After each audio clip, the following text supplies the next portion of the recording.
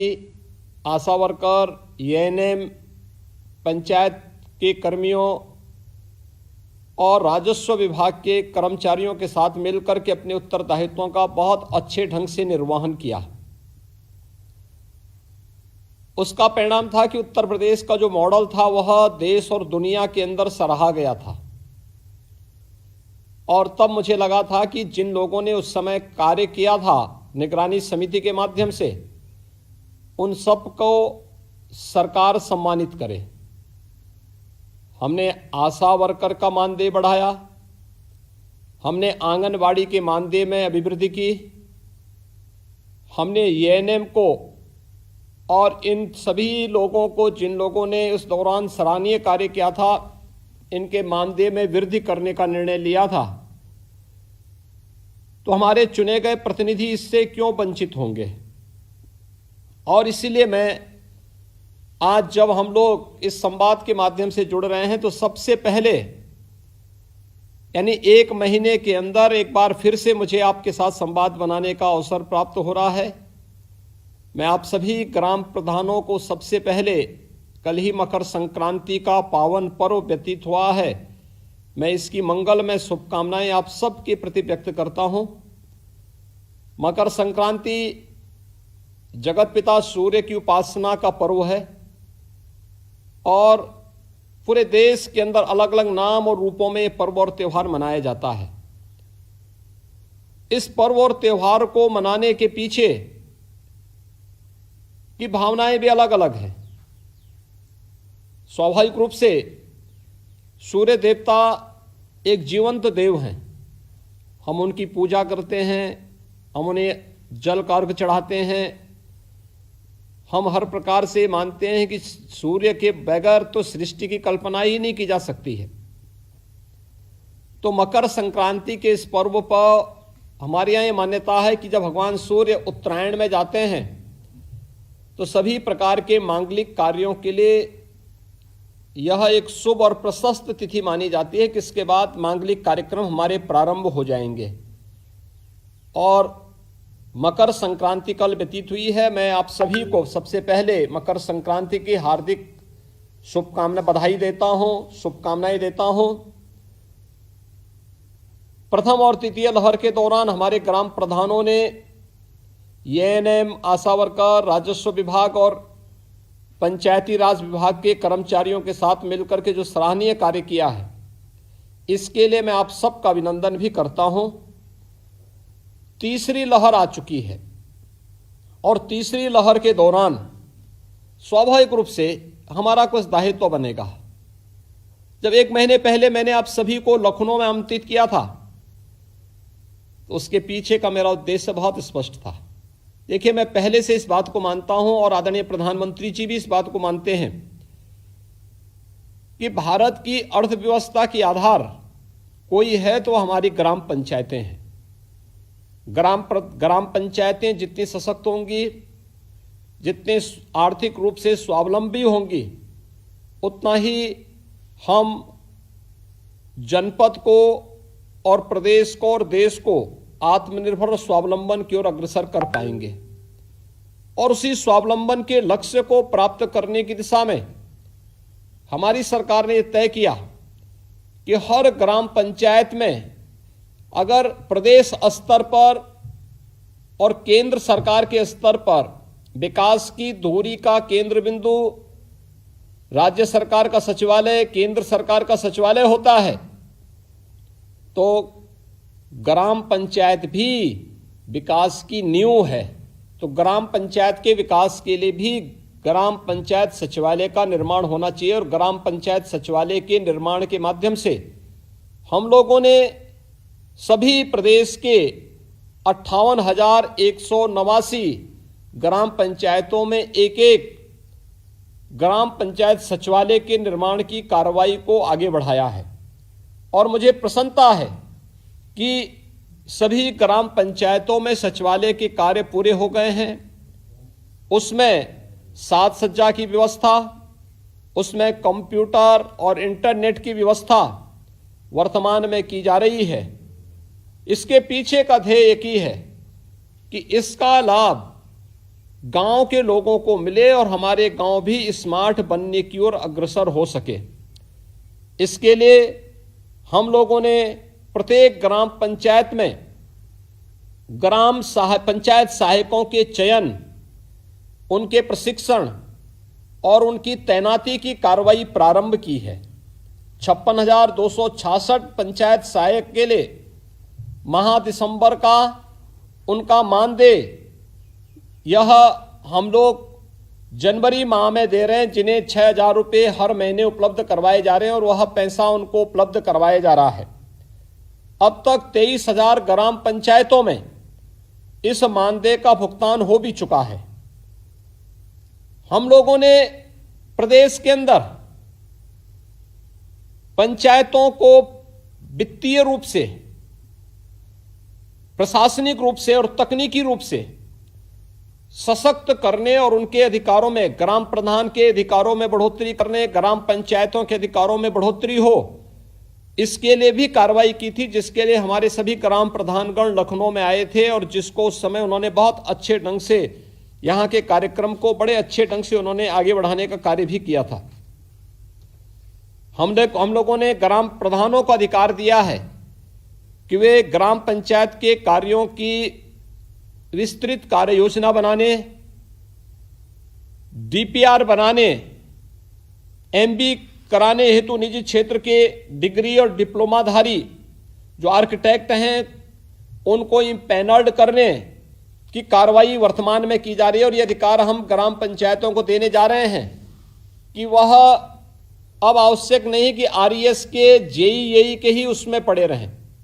PWD के अलावा सिंचाई विभाग नहीं तो नगर विकास विभाग के लोग नहीं हैं, तो निजी क्षेत्र के भी आर्किटेक्ट या फिर इंजीनियर, सिविल इंजीनियर जिन्हें इन कार्यों का अनुभव है, उन लोगों की सेवाओं को लेकर के वे लोग अपनी ग्राम पंचायत की एमबी बनाने और वहां की कार्य योजना को बनाने में उनकी सेवाएं ले सकते हैं, उनका मानदेय दे सकते हैं। उस आधार पर एक मेरिट के आधार पर अपने कार्यों को ससमय संपन्न कर सकते हैं। एक बहुत बड़ा अधिकार ये हमने ग्राम पंचायतों को दिया है। 50 करोड़ से ग्राम पंचायत कोष की स्थापना भी की गई है और जिसमें अगर दुर्भाग्य से कभी किसी की आकस्मिक मौत होती है, जिसमें जिला पंचायत अध्यक्ष, ब्लॉक प्रमुख और ग्राम प्रधान के लिए 10 लाख रुपए, सदस्य जिला पंचायत को 5 लाख, सदस्य पंचायत को, क्षेत्र पंचायत को 3 लाख और सदस्य ग्राम पंचायत को 2 लाख, यानी उनके वारिसान को उनको एक सुरक्षा बीमा का कवर देने की व्यवस्था भी राज्य सरकार बनाने जा रही है और पहली बार यह व्यवस्था बनने जा रही है। यानी देश के किसी भी अन्य राज्य में व्यवस्था नहीं जो उत्तर प्रदेश ने अपने यहां लागू की है। और आपके कार्यों को ही एप्रिशिएट करते हुए सरकार ने तय किया कि ग्राम प्रधान का मानदेय अब 5,000 रुपये होगा, क्षेत्र पंचायत प्रमुख का 11,300, जिला पंचायत अध्यक्ष का 15,500, जिला पंचायत सदस्य का प्रति बैठक 1,500, सदस्य क्षेत्र पंचायत का 1,000 प्रति बैठक और ग्राम पंचायत सदस्य को भी अब 100 रुपये प्रति बैठक यह मिला करेगा। यह व्यवस्था भी राज्य सरकार ने पहली बार की है और बड़े पैमाने पर इसका लाभ और एक प्रोत्साहन उनको वहां तक बैठक में जाने, बैठक में भाग लेने, बैठक की कार्रवाई का हिस्सा बनने का प्राप्त होगा। ये एक व्यवस्था भी राज्य सरकार ने की है और उत्तर प्रदेश देश का पहला राज्य है जो अपने पंचायत प्रतिनिधियों को पूरा अधिकार दे रहा है, कार्य की एक स्वतंत्रता दे रहा है। पंचायत सचिवों के प्रभावी तैनाती हेतु हम लोगों ने प्रदेश में 15,000 क्लस्टर भी तैयार किए हैं। जो हमारी 58,189 ग्राम पंचायतें हैं, इसको 15,000 क्लस्टर में हम लोगों ने तैयारी करके और ग्राम सचिवों की तैनाती, पंचायत सचिवों की तैनाती भी वहां पर इस रूप में की है। ग्राम पंचायतें स्वयं भी मनरेगा के कार्यों को कराने, अपने डिजिटल हस्ताक्षर से भुगतान कराने का कार्य करें, इस दिशा में भी सरकार आगे बढ़ रही है। और हम लोगों ने लखनऊ की मोहनलालगंज विकासखंड के अहरोली और विकासखंड हरदोई में भी यह कार्रवाई हम लोगों ने अहरोली विकासखंड हरदोई में और मोहनलालगंज विकासखंड लखनऊ में इस कार्रवाई को हम लोगों ने आगे बढ़ाया है। मुझे प्रसन्नता होगी, राज्य सरकार की जो मंशा है हमारे ग्राम पंचायतें स्मार्ट पंचायत बने, इसलिए हर ग्राम पंचायत में आने वाले समय में किसी भी प्रकार की कोई समस्या न होने पाए। बिजली का बिल गांव में जमा हो, गांव में वीसी सखी की तैनाती की जा चुकी है, कोई भी पैसे का लेन देन हो गांव में, इसलिए हर गांव में एक एक बैंकिंग कॉरेस्पॉन्डेंट सखी की तैनाती की जा रही है या की जा चुकी है। ऐसे ही एसएससी व महिला बीट पुलिस कर्मी की भी उचित व्यवस्था बनाते हुए गांव की समस्या का समाधान गांव में हो, इधर उधर भटकने की आवश्यकता ना हो, यह भी व्यवस्था सरकार इसमें करने जा रही है। और ये एक बड़ा कार्य होगा जो गांव के विकास को आगे बढ़ाएगा और गांव को आत्मनिर्भर गांव की तरफ बढ़ाने में इसकी बड़ी भूमिका होगी।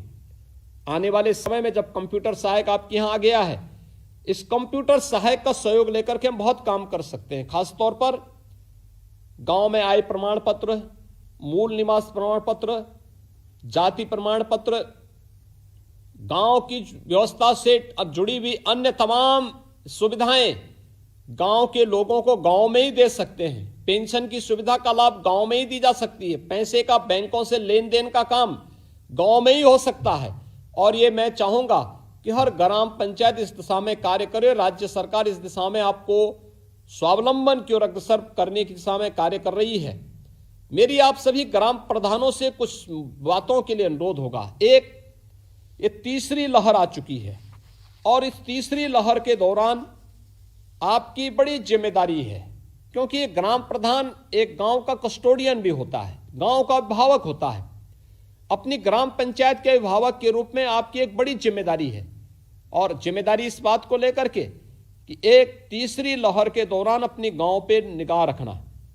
गांव की निगरानी रखने की वजह के लिए पहला हमारा प्रयास होना चाहिए कि निगरानी समिति से जुड़े हुए जितने भी लोग हैं, आंगनबाड़ी, आशा वर्कर, एएनएम, पंचायत के प्रतिनिधि, यानी जितने भी आपके पंचायत के प्रतिनिधि होंगे, पंचायत के कर्मचारी होंगे, राजस्व विभाग के उस गांव के उससे जुड़े हुए कर्मचारी होंगे, इन सब की एक टीम बनाना जो पहले से बनी हुई, इसको एक्टिव करना, घर घर सर्वे करना।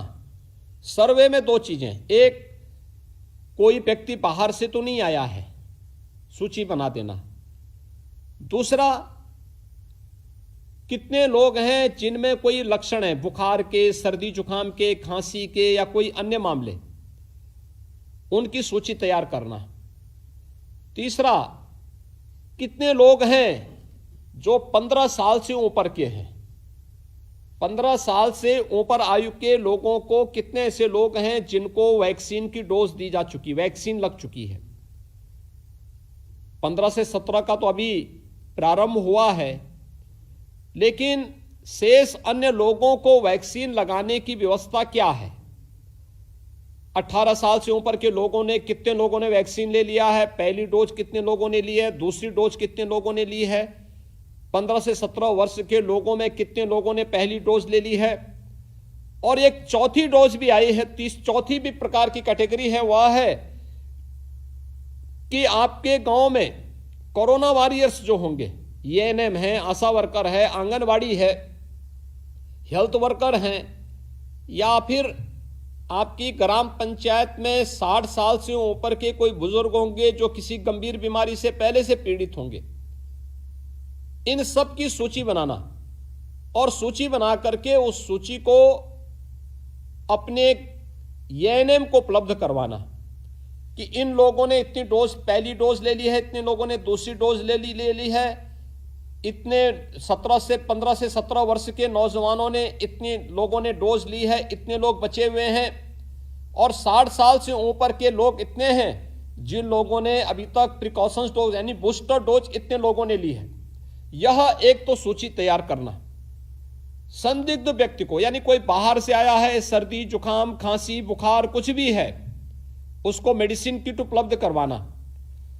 अगर कोई लक्षण है तो आरआरटी की रैपिड रिस्पांस टीम को बुला करके उन लोगों को उनको टेस्ट करवाने के बाद अगर किसी भी प्रकार का कोरोना आता है, कोरोना पॉजिटिव आता है, तो उसके लिए होम आइसोलेशन की व्यवस्था कराना, प्रतिदिन उसकी निगरानी करने की व्यवस्था करना। होम आइसोलेशन में सेपरेट रूम, सेपरेट टॉयलेट होना चाहिए, और कोई भी व्यक्ति उसके संपर्क में आए तो उससे वह पीपी किट पहने हुए हो। सावधानी रखें। देखिए, सेकेंड लहर की तुलना में थर्ड लहर, तीसरी लहर खतरनाक नहीं है, लेकिन बीमारी तो है।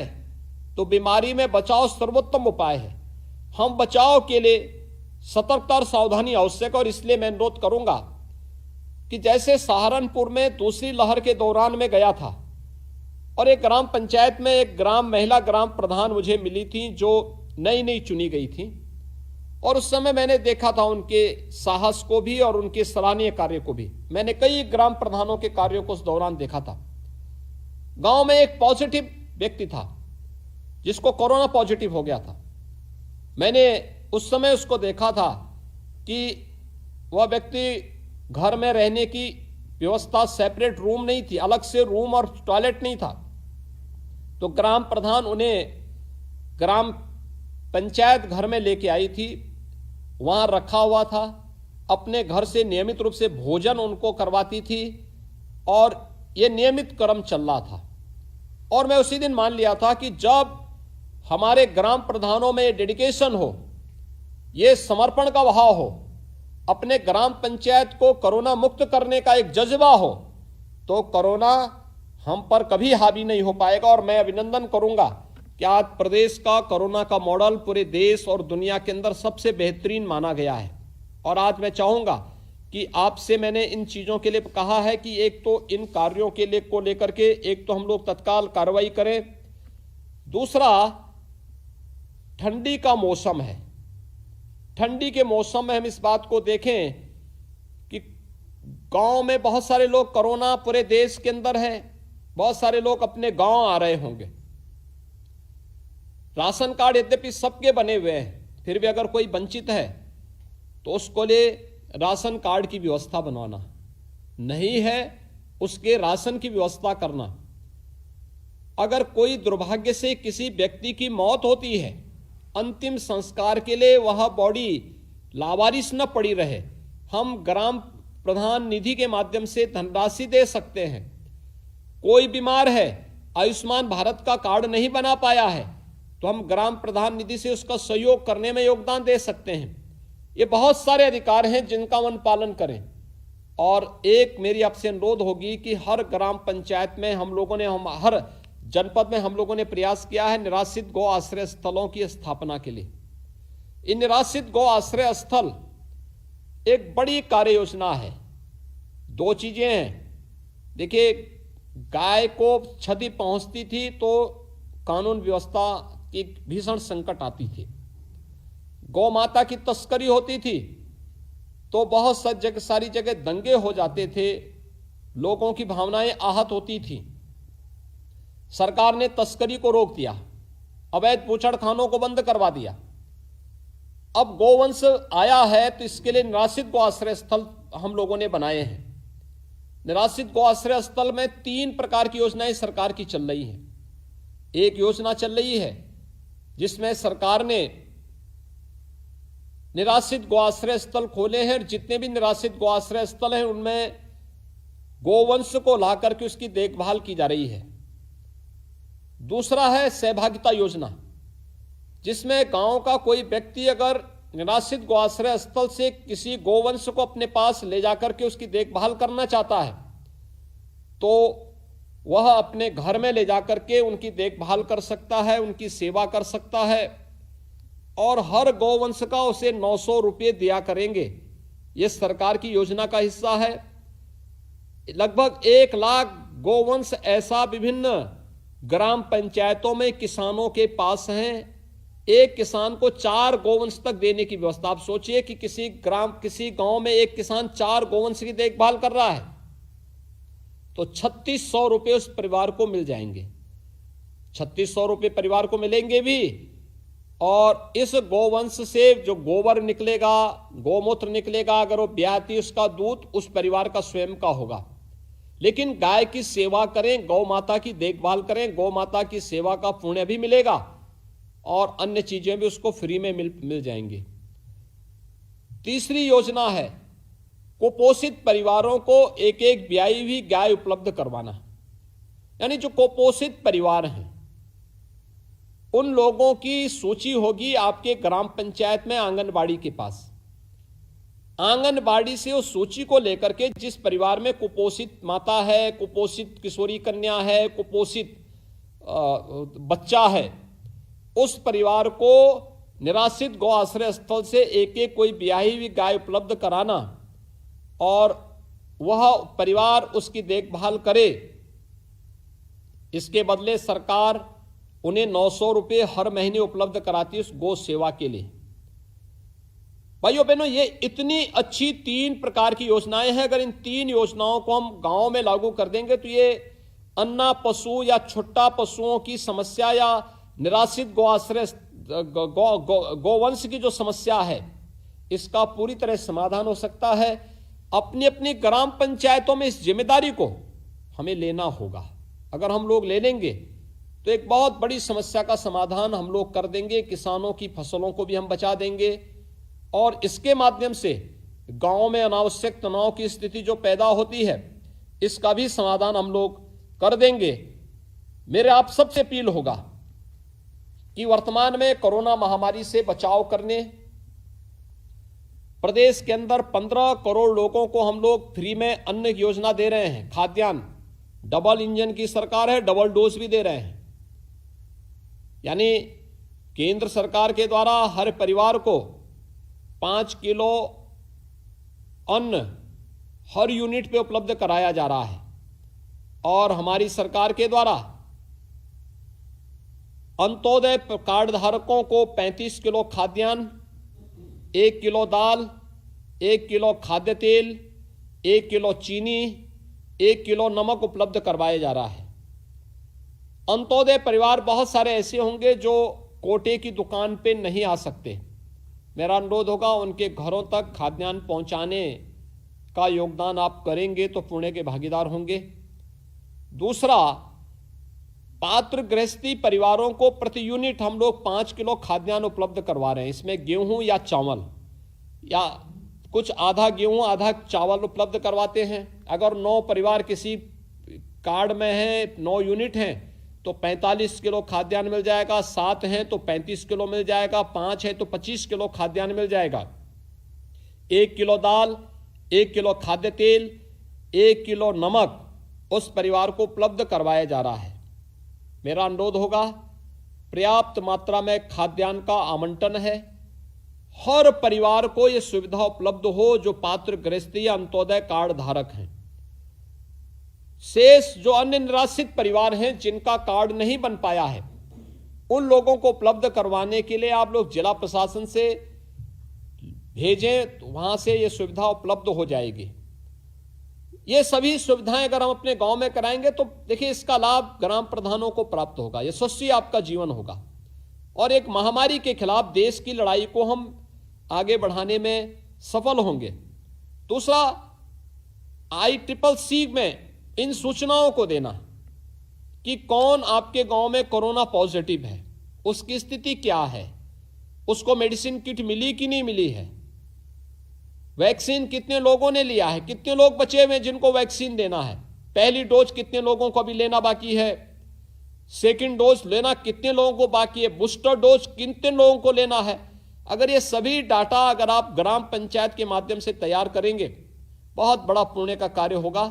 और मेरी आप सबसे अपील होगी, देखिए स्वच्छता के लक्ष्य को प्राप्त करने के लिए बीमारी को समाधान होना बहुत आवश्यक है और बीमारी के समाधान के लिए स्वच्छता के समाधान का देखिए प्रधानमंत्री जी ने हर घर शौचालय बनाने की योजना लागू की।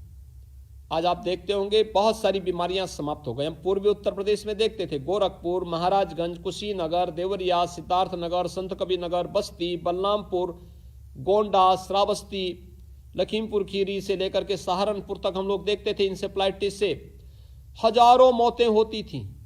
हर वर्ष हजारों मौतें होती थी। आज शौचालय की योजना घर घर बनी स्वच्छ भारत मिशन में, आज मौत पूरी तरह समाप्त हो गया है। इंसेफ्लाइटिस से होने वाली मौतें पूरी तरह समाप्त हो गई। शुद्ध पेयजल के अभाव में बहुत सारी मौतें होती थी, आज हर घर नल योजना हम लोग लागू कर रहे हैं। कितना बड़ा कार्य हो रहा है, और मैं चाहूंगा कि ये जो बड़ा कार्य है आप इसकी धुरी हैं। अगर हमारा देश स्वस्थ और सशक्त होना है तो हमें अपनी ग्राम पंचायतों को सशक्त और स्वस्थ बनाना पड़ेगा। और ये स्वच्छता भारत मिशन, हर घर नल योजना, कोरोना में निगरानी समितियों के साथ जुड़ करके बहुत बेहतरीन प्रदर्शन करना, ये सभी कार्य अगर आप सब मिलकर के करते हैं तो मुझे लगता है कि हम अपने गांव को स्वच्छ, सुंदर, स्वस्थ और सशक्त बनाने और आत्मनिर्भरता के लक्ष्य को प्राप्त करने में हमें सफलता प्राप्त होगी।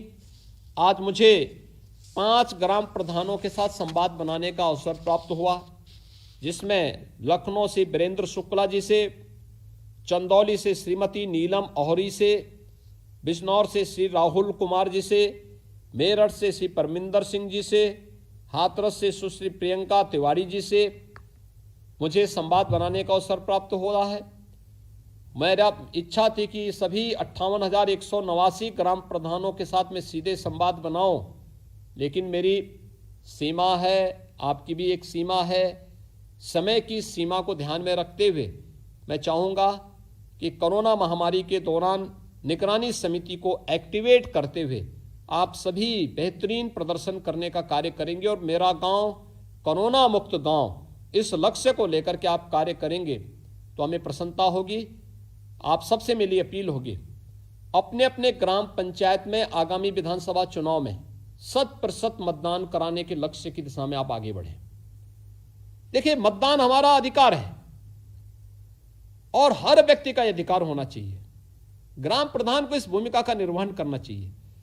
लक्ष्य होना चाहिए, जितने लोगों ने आपके ग्राम पंचायत में वोटिंग किया है वे सभी लोग इस चुनाव में भी, विधानसभा चुनाव में भी वोटिंग करें।